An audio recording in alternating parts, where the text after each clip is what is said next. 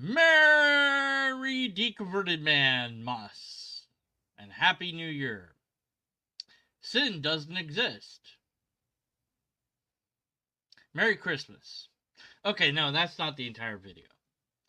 The comment I got here, something I wanted to read the response I gave to it, maybe elaborate a little bit more on it, talk about it. Math Pig, bah, humbug. Uh-oh, better be careful. Last person that said bah humbug had 3 ghosts visit them. Wait a minute. That would be kind of cool.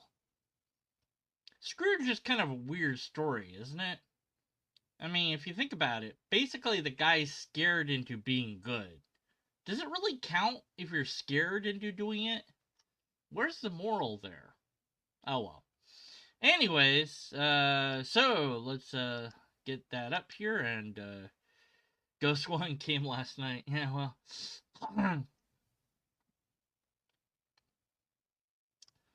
Yeah. Hybrid Hero says, how will you pay for your own sins? Are you perfect? Men who have gotten away with rape, will they face judgment or simply die one day like everyone else?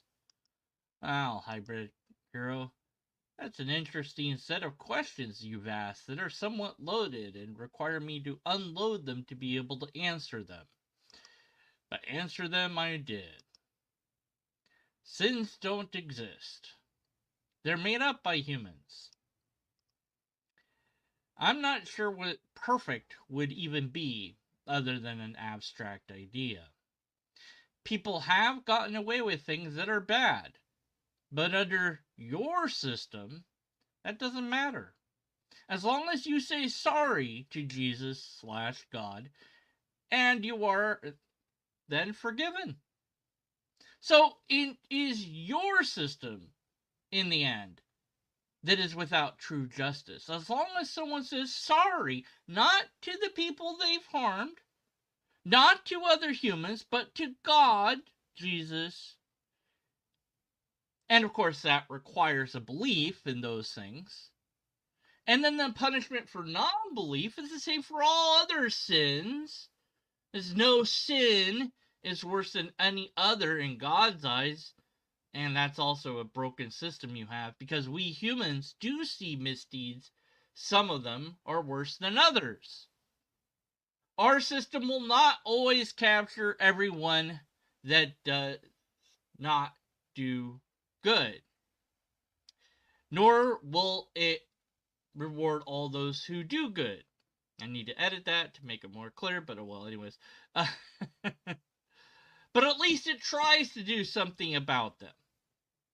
It tries to stop people before they do something bad. Something your God doesn't do. It just sits there with arms crossed, doing nothing as the person is raped. What sort of sick person would sit back and watch it happen? They could do something, but do nothing. Only the most evil, vile person would do nothing when they could stop it. But oh, free will! Of course. I guess free will of the person raping matters more than the free will of the person being raped. Also, since you brought up rape, I'll mention that your Bible says rape is fine in this verse, even though in the video the guy pretends that it doesn't say what it says. And also Deuteronomy 20, 10 through 14. Kill every man in the town. But you can keep yourselves all the women, children, and livestock and other plunder. Notice they're all in the same group there. You may enjoy the spoils of your enemies that the Lord your God has given you. I guess if you lose the battle, then God didn't give you the spoils, but then you'll be dead, so it doesn't really matter. Oh yeah, so you get the women and children. I wonder what they did with them. And other plunder. Oh, jeez. I guess they didn't rape those women at all. Nah. Wait, yes, they did. But it's not rape. It's plunder. It's the same category as the spoils, because your God in the Bible is fine with such evil, evil actions? Your God's the one full of sin and has no forgiveness for me. Who will save you from that God? I'll tell you this, it's not a who, it's a what. Reason and logic. Those will save you from defending this vile stuff if only you will learn them. And I'm gonna fix that part right. Does not do good. There we go. So this has been brought up before, and I'm sure it will be brought up again. And under the Judeo-Christian system, there isn't really a punishment for sin. It's an illusion that people have about how celestial judgment works. It's like, well, you have all these sins that you have to be held responsible for. But this thing that was innocent took on all those sins for your sake, and if you believe that, then you're sin free now, and then you're fine.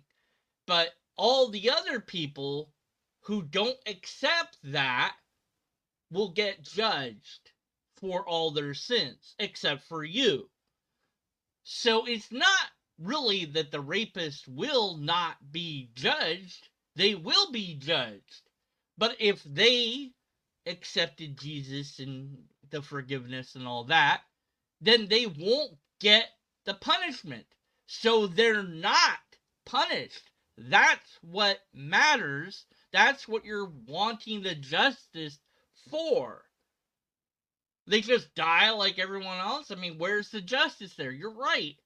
It sucks. Some people get away with doing terrible things, but do they? They have to live with that. They have to live with the fact that they did whatever the thing was that they did. So that, if they're at all, within the bell curve of normal, which maybe they're not because they committed a rape at some point, maybe they justify it to themselves, but that's a thing they have to keep doing, is justifying it to themselves. They have to pretend like it wasn't bad or that it wasn't rape or whatever. They have to live with it. And maybe we will catch them, but maybe not, because sometimes people get away with stuff. And if someone's stealing a loaf of bread from the store because they're hungry, we don't see that as a big of a crime. I don't even know that we should see it as a crime that we should do something other than jail, but that gets into the weeds a bit. But nonetheless, that is far less of a horrible thing than rape. But to God, the Judeo-Christian God, those things are equal. Raping and bread stealing to feed yourself are equal, and both deserve punishment. The Old Testament lays out 613 laws that if you live by them, you are free of sin. If you live by all 613, you're free of sin. That's true. Absolutely true. Challenge me on it. I dare you. But the Christians say it's impossible to live by those laws, let alone the fact that you can't live by many of them because there's no temple anymore, but that nobody could really do that. That the point is that those laws are made to prove to us that we can't really do it, and that's why Jesus came. It's nonsensical. But they make sense out of it because, well, it's their belief system. They want to make sense out of it. Merry deconverted man law day. Yes, yes, yes, yes. Hey, aren't you on the way here? Dang it. I thought you guys were on the way here. Get over here. What are you doing over there? Stop typing. Start driving. Anyways.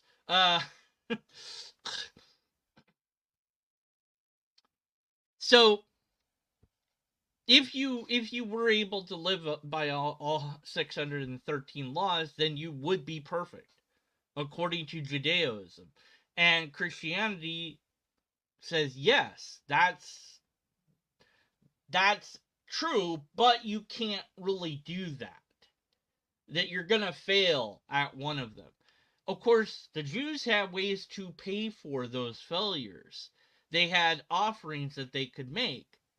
But the Christians said, hey, wait a minute, we have Jesus, now we don't need any offerings at all. And that's why I think is a good motive to invent Christianity wholesale, is because it gets you out of, sacrificing your animals all the time. Because that's a huge expense that you're destroying your livelihood. Part of your livelihood goes to the church because you have to do that to make up for the things you didn't quite do correctly. Of course, there's a zillion loopholes in Jewish law, and there's loopholes in the application of it and all sorts of things. So, they're not perfect.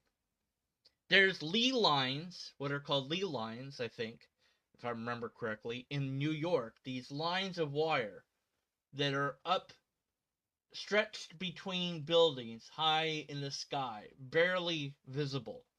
And they've been declared the ceiling by the rabbi. So that even though you are outside, you're not really outside, you're actually inside.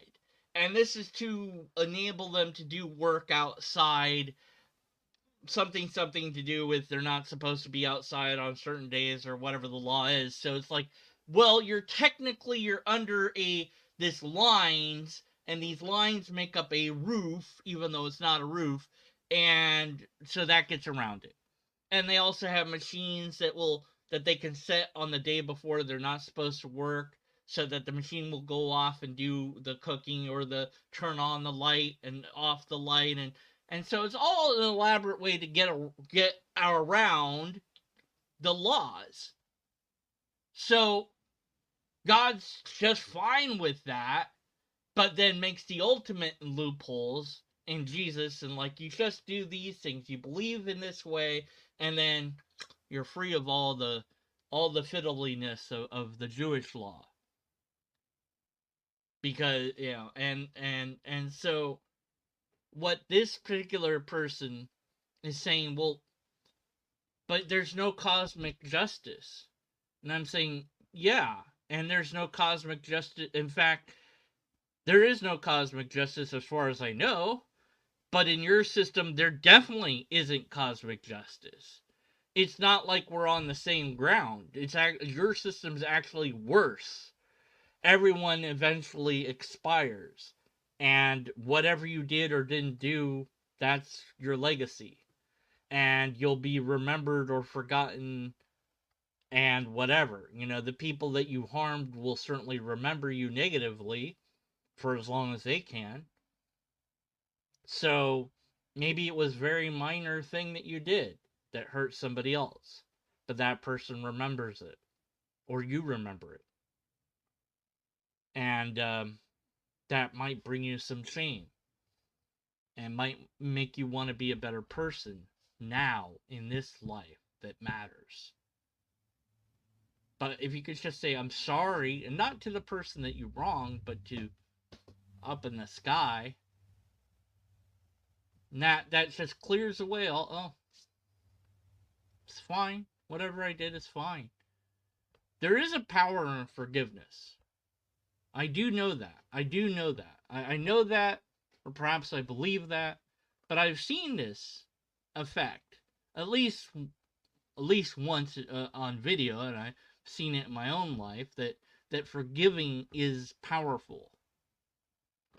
There was a court case where somebody had killed this kid, and the father said, I forgive you. He did that because of the religion, but still, it made the person cry. The person hadn't cried or shown any emotion until that point. So forgiveness is a powerful thing. And perhaps this is religion taking that idea in order to snag you, mentally speaking, that you want forgiveness. We know that we've done things in our life that we regret, and we wish that we could, that was forgiven. And the people that we hurt, they're not around to forgive us, perhaps. And so it's nice to feel like you're forgiven.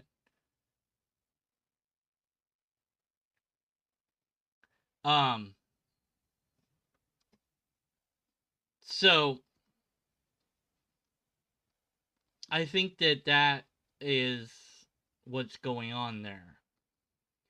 Um, Maybe there is a celestial judgment, but then that would be more like the Zoroastrian religion.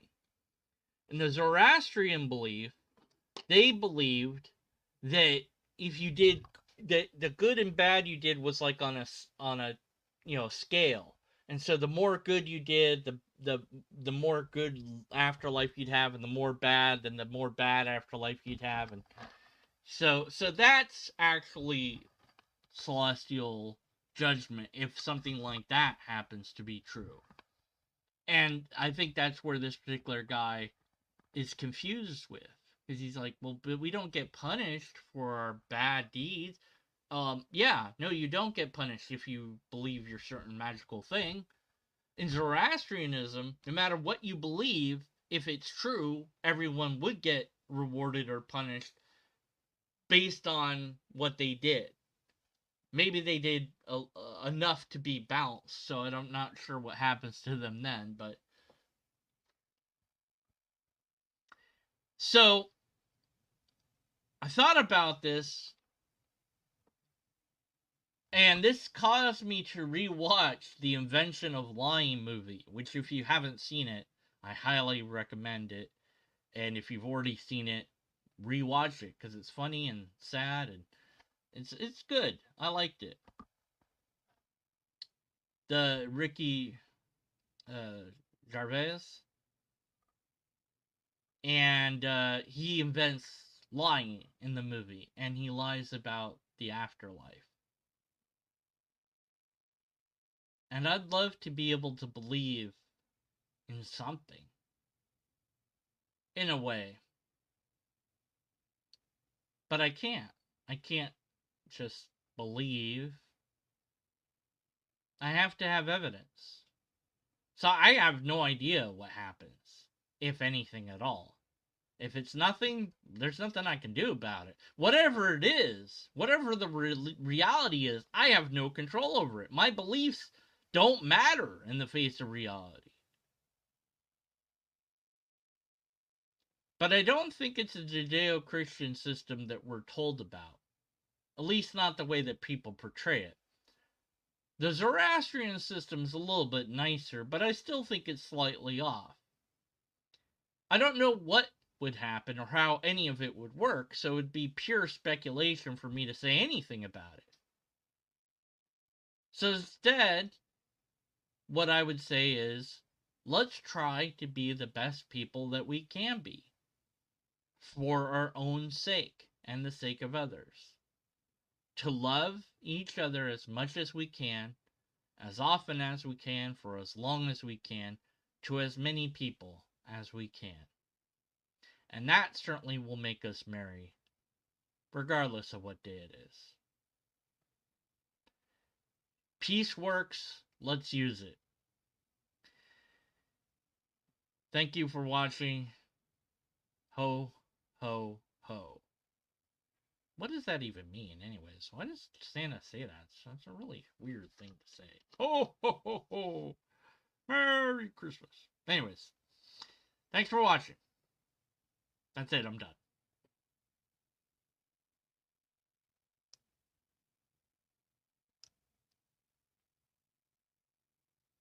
Finn.